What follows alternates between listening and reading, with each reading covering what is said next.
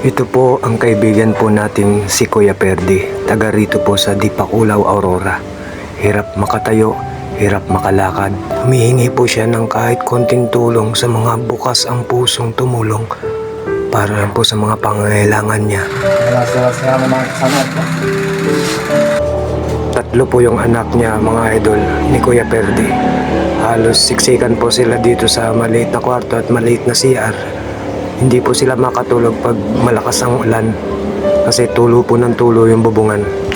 Bali, ito po mga idol yung dati nilang bahay. Simula nung bumagyong malakas, hindi na po napaayos. Kaya ngayon madawag na. Hindi na po napaayos. Wala na po yung bubong niyan mga idol, tinangay ng bagyo. At ito po yung wheelchair na ginagamit niya kapag may lalakarin, may pupuntahan.